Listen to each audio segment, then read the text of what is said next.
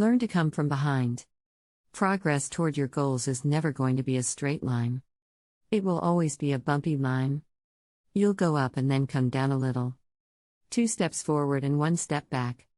There's a good rhythm in that. It is like a dance. There's no rhythm in a straight line upward. However, people get discouraged when they slide a step back after 2 steps forward. They think they are failing, and that they've lost it. But they have not. They're simply in step with the natural rhythm of progress. Once you understand this rhythm, you can work with it instead of against it. You can plan the step back. In The Power of Optimism, Loy McGinnis identifies the characteristics of tough-minded optimists, and one of the most important is that optimists always plan for renewal. They know in advance that they are going to run out of energy. In physics, says McGinnis, the law of entropy says that all systems, left unattended, will run down. Unless new energy is pumped in, the organism will disintegrate. Pessimists don't want to plan for renewal, because they don't think there should have to be any. Pessimists are all-or-nothing thinkers. They're always offended when the world is not perfect. They think taking a step backward means something negative about the whole project. If this were a good marriage, we wouldn't have to rekindle the romance, a pessimist would say, dismissing the idea of taking a second honeymoon. But an optimist knows that there will be ups and downs. And an optimist isn't scared or discouraged by the downs. In fact, an optimist plans for the downs, and prepares creative ways to deal with them. You can schedule your own comebacks. You can look ahead on your calendar and block out time to refresh and renew and recover. Even if you feel very up right now, it's smart to plan for renewal. Schedule your own comeback while you're on top. Build in big periods of time to get away, even if you get away from what you love. If you catch yourself thinking that you are too old to do something you want to do, recognize that you are now listening to the pessimistic voice inside of you. It is not the voice of truth. You can talk back. You can remind the voice of all the people in life who have started their lives over again at any age they wanted to.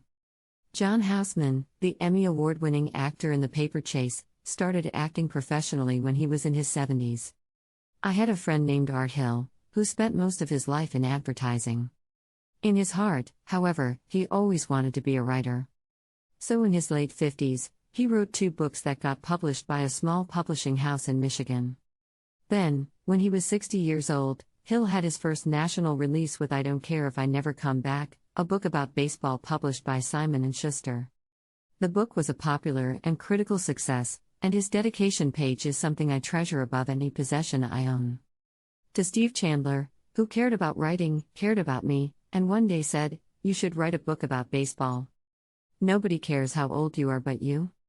People only care about what you can do, and you can do anything you want, at any age. Dr._Monty Buxbaum of the Mount Sinai School of Medicine in New York has been one of many scientists conducting research into the effects of aging on the brain. He is finding that it isn't aging that causes a brain to become less sharp, it's simply lack of use. The good news is that there isn't much difference between a 25-year-old brain and a 75-year-old brain. Said Buxbaum, who used his positron emission tomography laboratory to scan the brains of more than 50 normal volunteers who ranged in age from 20 to 87. The memory loss and mental passivity that we used to believe was caused by aging has now been proven to be caused by simple lack of use. The brain is like the muscle in your arm: when you use it, it gets strong and quick. When you don't, it grows weak and slow. Research at the UCLA Brain Research Institute shows that the circuitry of the brain, the dendrites that branch between cells, grows with mental activity. Anything that's intellectually challenging, said Arnold Scheibel, head of the institute, can probably serve as a kind of stimulus for dendritic growth, which means it adds to the computational reserves in the brain. Translation: you can make yourself smarter. Whoever told you that you cannot increase your intelligence? Asks Dr._Robert Jarvik, inventor of the artificial heart. Whoever taught you not to try? They didn't know. Flex your mind. Develop it. Use it. It will enrich you and bring you the love of life that thrives on truth and understanding. Research shows that mathematicians live longer than people in any other profession do, and we never used to know why. Now, in further studies done at UCLA, there has been a direct connection established between dendrite growth and longevity. Mental activity keeps you alive. Lose your mental challenges, and life itself fades away. Don't listen to the voice inside that talks about your age, or your IQ, or your life history, or anything it can slow you down with. Don't be seduced. You can start a highly motivated life right now by increasing the challenges you give your brain. Thanks for watching.